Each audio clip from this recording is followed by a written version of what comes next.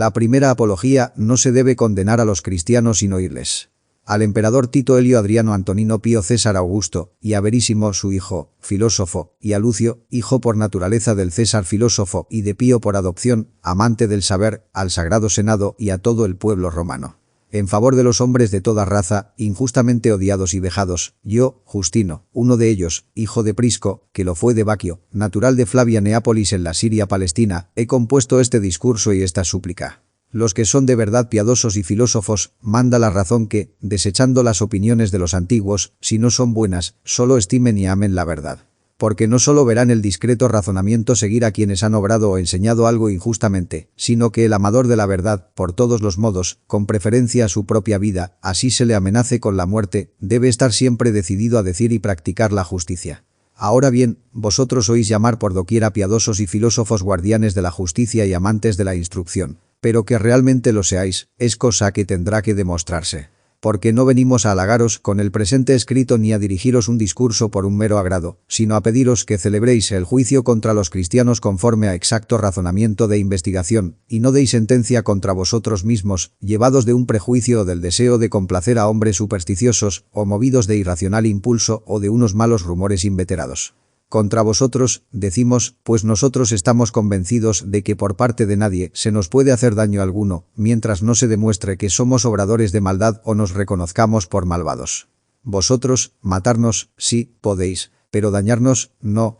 Mas porque no se crea que se trata de una fanfarronada nuestra de audacia sin razón, pedimos que se examinen las acusaciones contra los cristianos, y si se demuestra que son reales, se les castigue como es conveniente, sean castigados los reos convictos. Pero si no hay crimen de que arguimos, el verdadero discurso prohíbe que por un simple rumor malévolo se cometa una injusticia con hombres inocentes, o, por mejor decir, la cometáis contra vosotros mismos, que creéis justo que los asuntos se resuelvan no por juicio, sino por pasión. Porque todo hombre sensato ha de declarar que la exigencia mejor y aun la única exigencia justa es que los súbditos puedan presentar una vida y un pensar irreprensibles, pero que igualmente, por su parte, los que mandan den su sentencia, no llevados de violencia y tiranía, sino siguiendo la piedad y la filosofía, pues de este modo gobernantes y gobernados pueden gozar de felicidad. Y es así que, en alguna parte, dijo uno de los antiguos: si tanto los gobernantes como los gobernados no son filósofos, no es posible que los estados prosperen. A nosotros, pues, nos toca exponer al examen de todos nuestra vida y nuestras enseñanzas, no sea nos hagamos responsables del castigo de quienes, ignorando ordinariamente nuestra religión, pecan por ceguera contra nosotros, pero el deber vuestro es también, oyéndonos, mostraron buenos jueces. Porque ya en adelante, instruidos como estáis, no tendréis excusa alguna delante de Dios, caso que no obréis justamente. Ahora bien, por llevar un nombre no se puede juzgar a nadie bueno ni malo, si se prescinde de las acciones que ese nombre supone. Más que, si se atiende de que se nos acusa, somos los mejores hombres. Mas como no tenemos por justo pretender se nos absuelva por nuestro nombre, si somos convictos de maldad, por el mismo caso, si ni por nuestro nombre ni por nuestra conducta se ve que hayamos delinquido, deber vuestro es poner todo empeño para no haceros responsables de castigo, condenando injustamente a quienes no han sido convencidos judicialmente. En efecto, de un hombre no puede en buena razón originarse alabanza ni reproche, si no puede demostrarse por hechos algo virtuoso o vituperable. Y es así que a nadie que sea acusado ante vuestros tribunales, le castigáis antes de que sea convicto, mas tratándose de nosotros, tomáis el nombre como prueba, siendo así que, si por el nombre va, más bien debierais castigar a nuestros acusadores. Porque se nos acusa de ser cristianos, que, es decir, buenos, mas odiar lo bueno no es cosa justa. Y hay más. Con solo que un acusado niegue de lengua ser cristiano, le ponéis en libertad como quien no tiene otro crimen de qué acusarle. Pero el que confiesa que lo es, por la sola confesión le castigáis. Lo que se debiera hacer es examinar la vida lo mismo del que confiesa que del que niega, a fin de poner en claro, por sus obras, la calidad de cada uno. Porque a la manera que algunos, a pesar de haber aprendido de su Maestro Cristo a no negarle, son inducidos a ello al ser interrogados. Así con su mala vida dan tal vez asidero a quienes ya de suyo están dispuestos a calumniar a todos los cristianos de impiedad e iniquidad. Mas ni en esto se procede rectamente, pues sabido es que el nombre y atuendo de filósofo se lo arrogan algunos que no practican acción alguna digna de su profesión, y no ignoráis que aquellos de entre los antiguos que profesaron opiniones y doctrinas contrarias, entran todos en la común denominación de filósofos. Y de estos hubo quienes enseñaron el ateísmo, y los que fueron poetas cuentan las imprudencias de Zeus juntamente con sus hijos. Y, sin embargo, a nadie prohibís vosotros profesar las doctrinas de ellos, antes bien establecéis premios y honores para quienes ignoran y elegantemente insulten a vuestros dioses. La resurrección de los muertos es posible. Y a quien bien lo considera, ¿qué cosa pudiera parecer más increíble que, de no estar nosotros en nuestro cuerpo, viéndolos representados en imagen, nos dijeran que de una menuda gota del semen humano sea posible nacer huesos, tendones y carnes con la forma en que los vemos? Digámoslo, en efecto, por vía de suposición. Si vosotros no fuerais los que sois y de quienes sois, y alguien os mostrara el semen humano y una imagen pintada de un hombre y os afirmaran que ésta se forma de aquel, ¿acaso lo creeríais antes de verlo nacido? Nadie se atrevería a contradecirlo, pues de la misma manera, por el hecho de no haber visto nunca resucitar un muerto, la incredulidad os domina ahora. Mas al modo que al principio no hubierais creído que de una gota pequeña nacieran tales seres y, sin embargo, los veis nacidos. Así, considerad que no es imposible que los cuerpos humanos, después de disueltos y esparcidos como semillas en la tierra, resuciten a su tiempo por orden de Dios y se revistan de la incorrupción. Porque, a la verdad, no sabríamos decir de qué potencia digna de Dios hablan los que dicen que todo ha de volver allí de donde procede y que, fuera de esto, nadie, ni Dios mismo, puede nada. Mas sí que vemos bien lo que dijimos. Que no hubiera estos creído ser posible haber nacido tales y de tales, cuales a sí mismos y al mundo todo se ven haber nacido. Por lo demás, nosotros hemos aprendido ser mejor creer aún lo que está por encima de nuestra propia naturaleza y es a los hombres imposible, que ser incrédulos a la manera del vulgo, como quienes sabemos que Jesucristo, Maestro nuestro, dijo, lo que es imposible para los hombres es posible para Dios. Y dijo más, no temáis a los que os matan y después de eso nada pueden hacer, temed más bien a aquel que después de la muerte puede arrojar alma y cuerpo al infierno. Es de saber que el infierno es el lugar donde han de ser castigados los que hubieren vivido inicuamente y no creyeren, han de suceder estas cosas que Dios enseñó por medio de Cristo. Se respetan todas las religiones, menos la cristiana.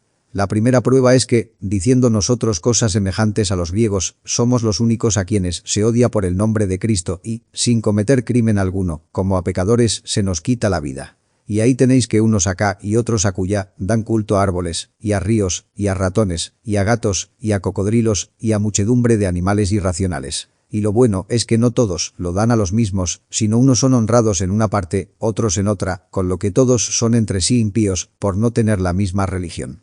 Y esto es lo único que vosotros nos podéis recriminar, que no veneramos los mismos dioses que vosotros, y que no ofrecemos a los muertos libaciones y grasas, no colocamos coronas en los sepulcros ni celebramos allí sacrificios. Ahora bien, que los mismos animales son por unos considerados dioses, por otras fieras, por otras víctimas para sacrificios, vosotros lo sabéis perfectamente. Los que vivieron de acuerdo con la razón, aun antes de la venida de Cristo, son cristianos. Algunos, sin razón, para rechazar nuestra enseñanza, pudieran objetarnos que, diciendo nosotros que Cristo nació hace solo 150 años bajo Quirino y enseñó su doctrina más tarde, en tiempo de Poncio Pilato, ningunas responsabilidades tienen los hombres que le precedieron. Adelantémonos a resolver esta dificultad. Nosotros hemos recibido la enseñanza de que Cristo es el primogénito de Dios y anteriormente hemos indicado que Él es el Verbo, de que todo el género humano ha participado. Y así, quienes vivieron conforme al Verbo son cristianos, aun cuando fueron tenidos por ateos, como sucedió entre los griegos con Sócrates y Heráclito y otros semejantes, y entre los bárbaros con Abraham, Ananías, Azarías y Misael, y otros muchos cuyos hechos y nombres, que sería largo enumerar, omitimos por ahora. De suerte que también los que anteriormente vivieron sin razón, se hicieron inútiles y enemigos de Cristo y asesinos de quienes viven con razón. Mas los que conforme a esta han vivido y siguen viviendo son cristianos y no saben de miedo ni turbación. La Eucaristía, cuerpo y sangre de Cristo, y este alimento se llama entre nosotros Eucaristía, de la que a nadie es lícito participar, sino al que cree ser verdaderas nuestras enseñanzas y se ha lavado en el baño que da la remisión de los pecados y la regeneración, y vive conforme a lo que Cristo nos enseñó. Porque no tomamos estas cosas como pan común ni bebida ordinaria, sino que, a la manera que Jesucristo, nuestro Salvador, hecho carne por virtud del Verbo de Dios, tuvo carne y sangre por nuestra salvación. Así se nos ha enseñado que por virtud de la oración al Verbo que de Dios procede, el alimento sobre que fue dicha la acción de gracias, alimento de que, por transformación, se nutren nuestra sangre y nuestras carnes, es la carne y la sangre de aquel mismo Jesús encarnado. Y es así que los apóstoles en los recuerdos, por ellos escritos, que se llaman evangelios, nos transmitieron que así les fue a ellos mandado, cuando Jesús, tomando el pan y dando gracias, dijo: Haced esto en memoria mía, este es mi cuerpo. E igualmente, tomando el cáliz y dando gracias, dijo: esta es mi sangre, y que solo a ellos les dio parte. Diálogo con Trifón. Justino responde a Trifón, y narra luego la conversación que tuvo tiempo atrás con un anciano cristiano sobre la filosofía. Entonces él, sonriendo, cortésmente: «¿Y tú?», me dijo, «¿qué opinas sobre esto? ¿Qué idea tienes de Dios y cuál es tu filosofía? Dínoslo». «Sí», respondí, «yo te voy a decir lo que a mí me parece claro. La filosofía, efectivamente, es en realidad el mayor de los bienes y el más precioso ante Dios, al cual ella es la sola que nos conduce y recomienda. Y santos, a la verdad, son aquellos que a la filosofía consagran su inteligencia. Ahora, ¿qué sea en definitiva la filosofía y por qué les fue enviada a los hombres? Cosa es que se le escapa al vulgo de las gentes, pues en otro caso, siendo como es ella ciencia una, no habría platónicos, ni estoicos, ni peripatéticos, ni teóricos, ni pitagóricos. Quiero explicaros por qué ha venido a tener muchas cabezas. El caso fue que a los primeros que a ella se dedicaron y que en su profesión se hicieron famosos, le siguieron otros que ya no hicieron investigación alguna sobre la verdad, sino que, llevados de la admiración de la constancia, del dominio de sí y de la rareza de las doctrinas de sus maestros, solo tuvieron por verdad lo que cada uno había aprendido de aquellos. Luego, transmitiendo a sus sucesores doctrinas semejantes a las primitivas, cada escuela tomó el nombre del que fue padre de su doctrina. «Luego tú eres», me dijo, «un amigo de la idea y no de la acción y de la verdad. ¿Cómo no tratas de ser más bien hombre práctico que no sofista? ¿Y qué obra?», le repliqué, «mayor cabe realizar que la de mostrar cómo la idea lo dirige todo, y concebida en nosotros y dejándonos por ella conducir, contemplar el extravío de los otros y que nada en sus ocupaciones hay sano ni grato a Dios?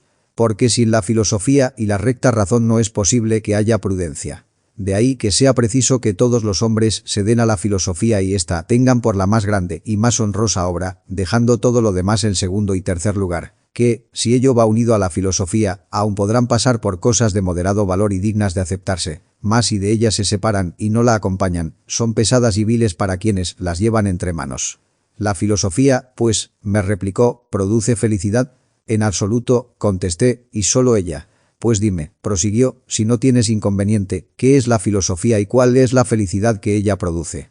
La filosofía, le respondí, es la ciencia del ser y el conocimiento de la verdad, y la felicidad es la recompensa de esta ciencia y de este conocimiento. ¿Y Dios, a qué llamas tú Dios?, me dijo. Lo que siempre sea del mismo modo e invariablemente y es causa del ser de todo lo demás, eso es propiamente Dios. La filosofía cristiana. Entonces, le dije, ¿a quién vamos a tomar por maestro o de dónde podemos sacar provecho si ni en estos, en Platón y Pitágoras, se halla la verdad?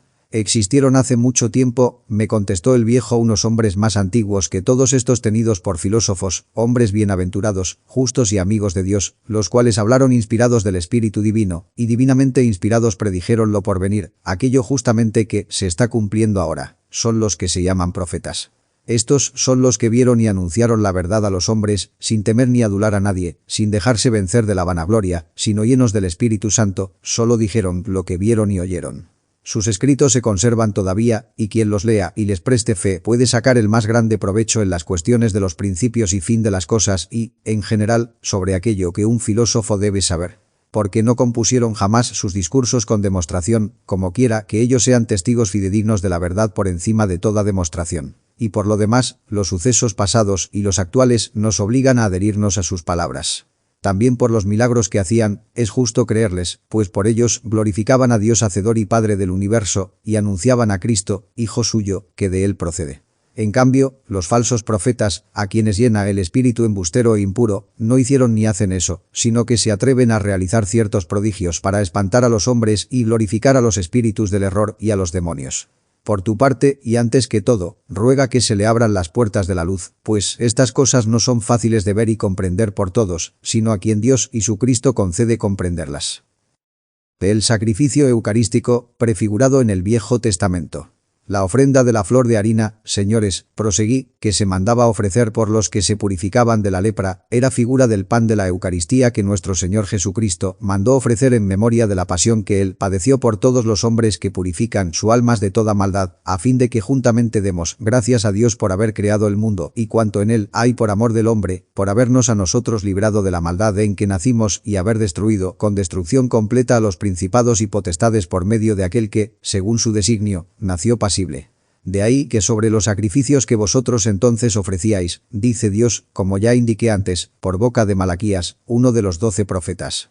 No está mi complacencia en vosotros, dice el Señor, vuestros sacrificios no los quiero recibir de nuestras manos, porque desde donde nace el sol hasta donde se pone, mi nombre es glorificado entre las naciones, y en todo lugar se ofrece a mi nombre incienso y sacrificio puro, porque grande es mi nombre en las naciones, dice el Señor, y vosotros lo profanáis.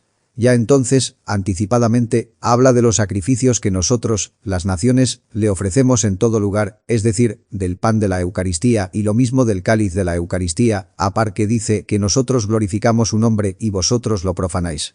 Justino Mártir.